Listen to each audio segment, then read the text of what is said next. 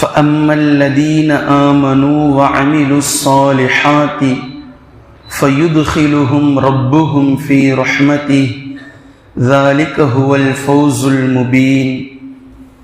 கண்ணியத்திற்குரிய அல்லாஹ்வின் அடியார்களே, அல்லாஹ்வினுடைய கருணை எவ்வளவு, ரஹ்மான் ரஹீம் என்று அல்லாஹ்வின் தூதரே சொல்கிறீர்களே, அல்லாஹ்வினுடைய கருணை அவனுடைய ரஹ்மத் எவ்வளவு என்று சஹாபாக்களுக்கு மத்தியில் பேசிக் கொண்டிருக்கும் போது அல்லாஹ்வின் தூதர் ஸல்லல்லாஹு அலைஹி வஸல்லம் அவர்கள் கூறினார்கள், ஒரு தாய் தன் குழந்தைக்கு பாலூட்டி கொண்டிருக்கிறாள். இந்த பாலூட்டி கொண்டிருக்கக்கூடிய தாய் தன் குழந்தையை நெருப்பில் தூக்கி எறிவாளா என்று கேட்கிறார்கள். சஹாபாக்கள், அல்லாஹ்வின் தூதரே, அது எப்படி சாத்தியம்? ஒரு குழந்தை, பச்சிளம் குழந்தை, பாலூட்டக்கூடிய வயதில் வைத்திருக்கக்கூடிய ஒரு தாய் அந்த குழந்தையை நெருப்பில் எப்படி தூக்கி எறிவாள்? போது நபி ஸல்லல்லாஹு அலைஹி வஸல்லம் அவர்கள் கூறினார்கள், ஒரு தாய் தன் குழந்தையின் மீது வைத்திருக்கக்கூடிய இந்த கருணையை விட இன்னும் 99 மடங்கு கூடுதலான கருணை உடையவன் அல்லாஹ் தன் அடியார்களின் மீது. அவன் எப்படி நரகத்தில் தனது அடியார்களை எடுத்து வீசுவான். இந்த ஹதீஸின் மூலமாக நம்மால் புரிந்து கொள்ள முடிகின்றது, இவ்வளவு கருணை மிக்க ஒரு இறைவனை தாண்டி ஒருவர் நரகத்திற்கு செல்கிறார் என்றால் அல்லாஹிற்கு அவர் எவ்வளவு மாற்றமானவராக நடந்திருக்க வேண்டும். எவ்வளவு கருணையாளன் ரப்புல் ஆலமீன். ஒரு தாய் பச்சிலம் குழந்தையின் மீது காட்டக்கூடிய கருணையை விட 99 மடங்கு அவ்வளவு கருணை கொண்டிருக்கக்கூடிய ரப்புல் ஆலமீன், அவனுடைய கருணையை தாண்டி ஒரு மனிதர் நரகத்திற்கு செல்கிறார் என்றால் இப்ப எவ்வளவு பாவங்களை அவர் செய்திருக்க வேண்டும், அல்லாஹ்வினுடைய ரஹ்மத்திலிருந்து அவர் எவ்வளவு தூரமாக சென்றிருக்க வேண்டும் என்பதை நம்மால் புரிந்து கொள்ள முடிகின்றது. அதே போன்ற நபி ஸல்லல்லாஹு அலைஹி வஸல்லம் அவர்கள் கூறிய இன்னொரு ஹதீஸை பாருங்கள். நாளை மறுமை தினத்தில் எல்லோரும் நரகத்திற்கு சென்றதற்கு பின்னால், சொர்க்கம் நரகம் என்பது பிரித்தறிவிக்கப்பட்டதற்கு பின்னால் முஃமின்கள் அல்லாஹ்விடத்தில் ஓடோடி வருவார்கள். அல்லாஹ்வே, அல்லாஹ்வே, எங்களோடு தொழுதார்கள், எங்களோடு நோன்பு நோற்றார்கள், எங்களோடு ஹஜ்ஜு செய்தார்கள், எங்களோடு ஜகாத் கொடுத்தார்கள், எங்களோடு இன்ன பிற நல்ல காரியங்கள் எல்லாம் செய்தார்கள், ஆனால் அவர்கள் நரகத்தில் இருக்கிறார்கள், அவர்கள் நரகத்திற்கு சென்று விட்டார்கள் என்று சொல்லும் போது அல்லாஹு தஆலா அந்த முஃமின்களை சந்தோஷப்படுத்துவான். நீங்கள் என்னிடத்திலே சிபாரிசு செய்யுங்கள், ஏற்றுக்கொள்ளப்படும் என்று முஃமின்களுக்கு அல்லாஹ் கட்டளையிடுவான். முஃமின்கள் நரக வாசலிலே நின்று சிபாரிசு செய்வார்கள். அல்லாஹு தஆலா நரகத்திலிருந்து சிலரை விடுதலை செய்வான். இது அல்லாஹ்வுடைய ரஹ்மத். சொர்க்கத்திற்கு சென்றதற்கு பின்னால் சொர்க்கவாசிகள் வந்து செய்யக்கூடிய அந்த சிபாரிசை அல்லாஹ் ஏற்றுக்கொண்டு சிலர்களை நரகத்திலிருந்து அல்லாஹ் வெளியாக்குவான். மீண்டும் நபிமார்கள் அல்லாஹ்விடத்தில் சிபாரிசு செய்வார்கள். அதற்கு பின்னால் அல்லாஹ் இன்னும் சிலரை வெளியாக்குவான். அல்லாஹ்வுடைய ரஹ்மத்தை பாருங்கள். பின்பு வானவர்கள் அல்லாஹ்விடத்திலே சிபாரிசு செய்வார்கள். அதற்கு பின்னால் மீண்டும் அல்லாஹ் சிலரை வெளியாக்குவான். இப்ப எல்லாம் முடிஞ்சதுக்கு பிறகு அவ்வளவுதானா அப்படின்னு சொல்லி நபிமார்கள், முஃமின்கள், நல்லவர்கள், வானவர்கள் இருக்கக்கூடிய நேரத்தில் அல்லாஹு தஆலா பேசுவான். ஷஃபாஅத்தில் முஃமின், முஃமின்களுடைய ஷஃபாஅத் முடிந்தது. ஷஃபாஅத்துல் அம்பியா, நபிமார்களுடைய ஷஃபாஅத் முடிந்தது. ஷஃபாஅத்தில் மலாயிகா, வானவர்களுடைய ஷஃபாஅத் முடிந்தது. வபக்கியர் ரஹ்மான், அல்லாஹ் சொல்வான், இன்னும் ரஹ்மானுடைய, அவனுடைய கருணை இன்னும் மீதம் இருக்கின்றது. வபக்கியர் ரஹ்மான், ரஹ்மானுடைய கருணை இன்னும் மீதம் இருக்கின்றது என்று சொல்லிவிட்டு அப்துல்லா இப்னு மஸ்ஊத் ரலியல்லாஹு அன்ஹு அவர்கள் இந்த ஹதீஸை அறிவிக்கும் போது சொன்னார்கள், கபுலத்தன் அவ் கபுலத்தைனி, அல்லாஹ்வினுடைய கையால் ஒரு கை அல்லது 2 கை. அது எவ்வளோன்றது அவங்களுக்கு தெரியல. ஒரு கை அல்லது 2 கை. அல்லாஹ் ஒரு கையை நரகத்திற்குள் விட்டு இப்படி அள்ளுவான், அல்லது 2 கைகளையும் நரகத்திற்குள் விட்டு இப்படி அள்ளுவான். எத்தனை நபர்கள் அதில் வருவார்களோ அவ்வளவு பேருக்கும் விடுதலையை அல்லாஹ் அளித்து விடுவான். இதுவோ பக்கியர் ரஹ்மான் என்று ஹதீஸிலே நாம் பார்க்க முடிகின்றது. பெரும்பாவங்கள் என்று அல்லாஹ் எதை சொல்லி இருக்கின்றானோ ஒரு முஃமின் அதை செய்ததற்கு பின்பும் இல்லா மன் தாப வ ஆமன வ அமில அமலன் சாலிஹா, ஒருவர் தௌபா செய்கின்றார், பின்பு அல்லாஹ்வின் மீது நம்பிக்கை வைக்கிறார், இனி நான் எந்த பாவங்களின் பக்கமும் செல்ல மாட்டேன், அதை நினைத்து வருந்துகிறார். வ அமில சாலிஹன், பின்பு நற்செயலிலே தங்களுடைய வாழ்நாளை அவர் கழிக்க துவங்கி விடுகின்றார். இப்படி ஒருவர் செய்தால் அவருடைய தௌபாவை அல்லாஹு தாலா அங்கீகரித்ததோடு மட்டும் இல்லாமல் அவர்களுடைய ஏற்கனவே அவர் செய்த எல்லா பாவங்களையும்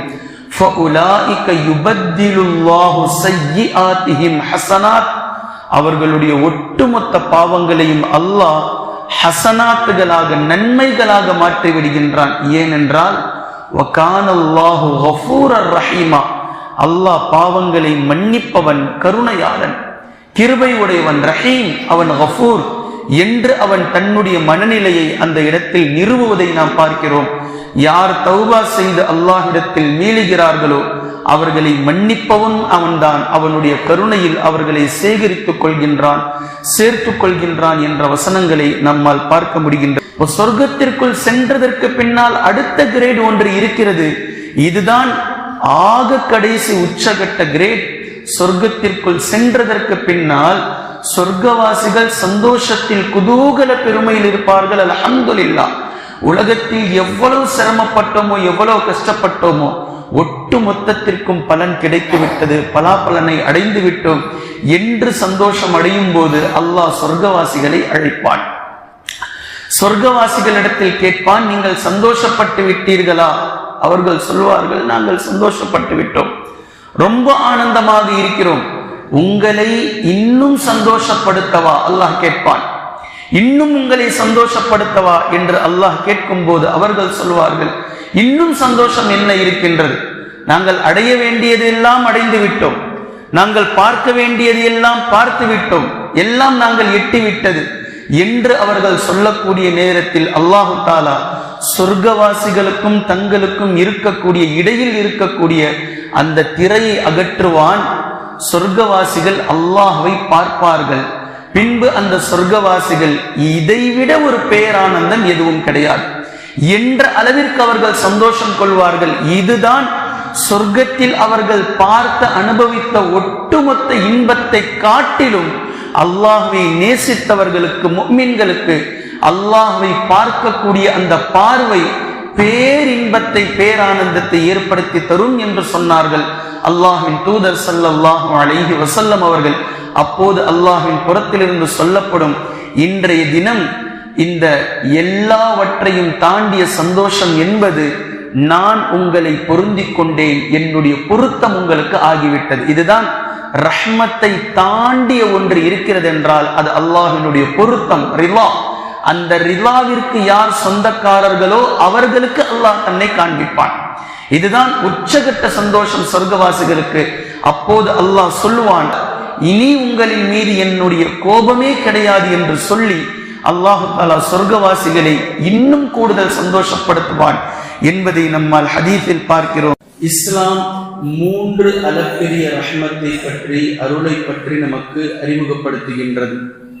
ஒன்று அல்லாஹுடைய வேதம், மற்றொன்று நபி ஸல்லல்லாஹு அலைஹி வஸல்லம் அவர்களை அல்லாஹ் ரஹ்மத் என்கின்றான். மூன்றாவது அல்லாஹு தஆலா சொர்க்கத்தை ரஹ்மத் என்று கூறுகின்றான். இப்போ அல்லாஹ் அவனே சொல்லக்கூடிய அந்த விஷயத்தில் நீங்கள் பாருங்கள், குர்ஆனுடைய தெளிவான ஒரு சான்று சூரா ஹூதிலே நீங்கள் பார்க்கலாம். யா அய்யுஹன் நாஸ், இந்த இடத்தில் முஃமின்கள் என்று அல்லாஹ் அழைக்கவில்லை. ஏனென்றால் குர்ஆன் அருள்மறை என்பது ஒட்டுமொத்த உலகத்தில் இருக்கக்கூடிய மனிதர்களுக்கும் ஜின்களுக்கும் பொதுவானது.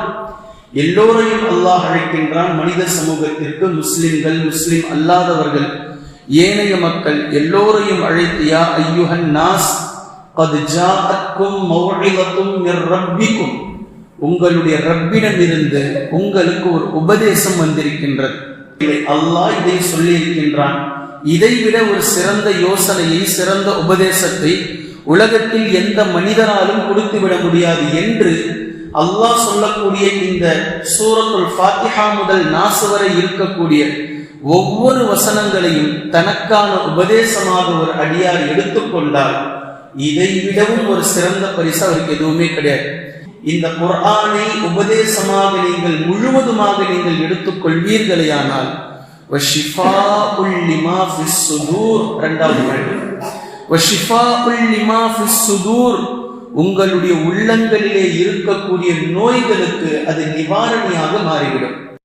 எப்படி பாருங்க, உள்ளங்களில் எத்தனை கழிவுகள் கசிவுகள் இருக்கின்றதோ ஒட்டு மொத்தத்திற்கும் இந்த குர்ஆனுடைய உபதேசம், அல்லாஹ் செய்திருக்கக்கூடிய உபதேசம் உங்களுக்கு நோய் நிவாரணியாக மாறிவிடும். உள்ளம் சார்ந்த எத்தனை நோய்கள் இருக்கிறதோ, நயவஞ்சகம், பெருமை, பொறாமை, கள்ளம், கபடம் என்று எத்தனை வகைப்படுத்த முடியுமோ இந்த உலகத்தில், ஒட்டு மொத்தத்தையும் இந்த குர்ஆன் உள்ளே சென்றவுடன் அதை பிடுங்கி வேரோடு எடுத்து வெளியே தள்ளிவிடும். இந்த இரண்டாவது அடையை நிலையை நாம் அடைந்து விட்டால் மூன்றாவது அல்லாஹ் தஆலா சொல்லி காமிக்கிறான், நீங்கள் நேர்வழி பெற்று விட்டீர்கள். இந்த குர்ஆனை நீங்கள் உபதேசமாக எடுத்துக்கொண்டால் அது உங்களுடைய உள்ளத்துக்குள் சென்று உள்ளங்களிலே இருக்கக்கூடிய நோய்களை அழகாக அகற்றிவிடும். பின்பு உள்ளம் தூய்மை பெற்றுவிட்டால் அவ்வளவுதான், அல்ஹம்துலில்லாஹ், நீங்கள் நேர்வழி பெற்று விட்டீர்கள்.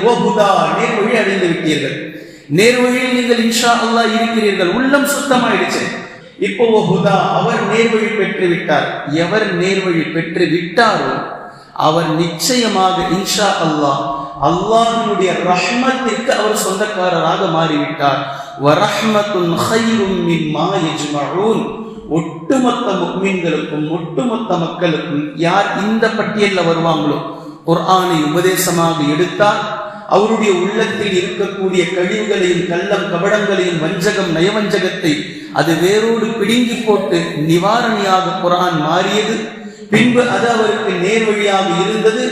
நான்காவது கடைசி வரஹ்மத்துன் கைரும் மிம்மா யஜ்மஊன், ஆகச் சிறந்த அருளாக இந்த குர்ஆன் அவருக்கு மாறிவிடுகின்றது.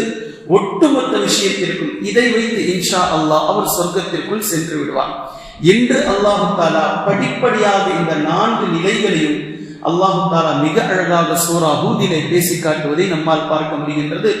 குர்ஆன் அல்லாஹ்வின் புறத்திலிருந்து இந்த சமூகத்திற்கு கொடுக்கப்பட்டிருக்கக்கூடிய ஆகச் சிறந்த அருள். இந்த அருளை நாம் எடுத்தால் இன்ஷா அல்லாஹ் அல்லாஹ்வுடைய ரஹ்மத்தை பெற்று சொர்க்கத்திற்குள் நுழைய அதீத வாய்ப்பு இருக்கிறது என்பதைத்தான் அல்லாஹ் இங்கு சொல்லி காட்டுகின்றார். இரண்டாவது அருள், இந்த அருளை ஒட்டுமொத்த அகில மக்கள் அத்தனை நபர்களுக்கும் அல்லாஹ் ரஹ்மத்தாக நாம் ஆக்கியிருக்கிறோம் என்று இரண்டாவது அருளை அல்லாஹ் பேசுகின்றான். வமா அர்சல்நாக இல்லா ரஹ்மத்தல் லில் ஆலமீன். நபியே, அகில மக்கள் அத்தனை நபர்களுக்கும் உம்மை நாம் அருட்கொடையாக ஆக்கியிருக்கின்றோம். யாரேனும் நபி ஸல்லல்லாஹு அலைஹி வஸல்லம் அவர்களை விரும்புவீர்களே ஆனால் நபி அவர்களை பின்பற்றுங்கள். நபி ஸல்லல்லாஹு அலைஹி வஸல்லம் அவர்களுடைய சுன்னாவை பின்பற்றுங்கள். நபி ஸல்லல்லாஹு அலைஹி வஸல்லம் அவர்கள் எப்படி வாழச் சொன்னார்களோ அதன் அடிப்படையில் வாழ கற்றுக்கொள்ளுங்கள், அதை வாழ முயற்சி செய்யுங்கள். இப்படி வாழ்ந்தால் நபி ஸல்லல்லாஹு அலைஹி வஸல்லம் அவர்களை நாளை மறுமை நாளையில் அருகாமையில் நிற்கலாம். அவர்களுடைய கரத்தினால் கௌசர் என்ற தடாகத்தில் இருந்து நீர் அருந்தலாம். அல்லாஹ்விடத்தில் நபி ஸல்லல்லாஹு அலைஹி வஸல்லம் அவர்கள் நமக்காக சிபாரிசு செய்வார்கள். அந்த ஷஃபாஅத்தை அல்லாஹ் தஆலா ஏற்றுக்கொள்வான். சொர்க்கத்திலே நபி ஸல்லல்லாஹு அலைஹி வஸல்லம் அவர்களுக்கு அருகாமையில் நமக்கு இடம் கிடைக்கும். நபி அவர்களை பார்த்தவர்களாக இருக்கலாம். இப்படி ஒட்டுமொத்தமும் அருளாகவே அல்லாஹ் தஆலா நபி ஸல்லல்லாஹு அலைஹி வஸல்லம் அவர்களை ஆக்கி வைத்திருக்கின்றான். குல் இன் குன்தும் துஹிப்பூனல்லாஹ ஃபத்தபிஊனி யுஹிப்புகுமுல்லாஹ். நபியே, நீங்கள் அந்த மக்களிடத்தில் கூறுங்கள், அல்லாஹ்வை யாரேனும் நாங்கள் விரும்புகிறோம் என்று சொன்னால் ஃபத்தபிஊனி, என்னை பின்பற்றுங்கள் என்று நீங்கள் சொல்லுங்கள். நபி அவர்களை பின்பற்றுவதுதான் அல்லாஹ்வை விரும்புவதற்கான ஆகச் சிறந்த அடையாளம். இது இரண்டாவது அருள். நபி ஸல்லல்லாஹு அலைஹி வஸல்லம் அவர்களை அல்லாஹ் தஆலா அகில மக்கள் ஒட்டுமொத்த நபர்களுக்கும் ரஹ்மத்தாக ஆக்கி வைத்திருக்கின்றான். மூன்றாவது அருள், இந்த இரண்டு அருளையும் ஆகச் சிறந்த வழிமுறையில் நாம் பின்பற்றி நடந்துவிட்டால், ஒன்று குர்ஆன், மற்றொன்று நபி ஸல்லல்லாஹு அலைஹி வஸல்லம் அவர்கள்.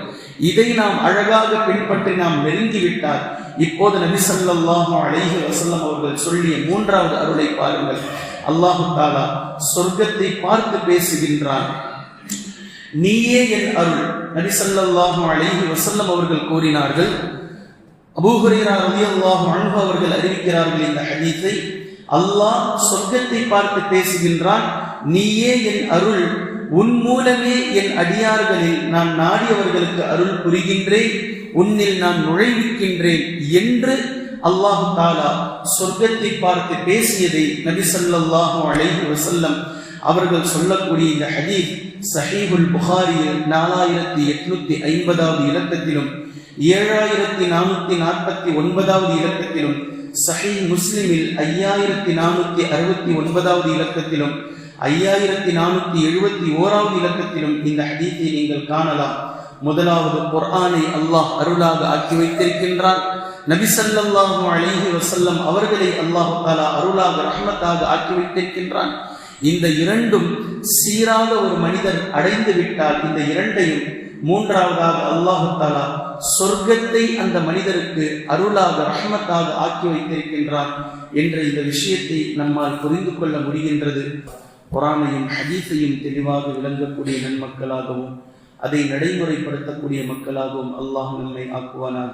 சுப்ஹானக்கல்லாஹும்ம வபிஹம்திக அஷ்ஹது அல்லா இலாஹ இல்லா அன்த அஸ்தக்ஃபிருக வ அதூபு இலைக்.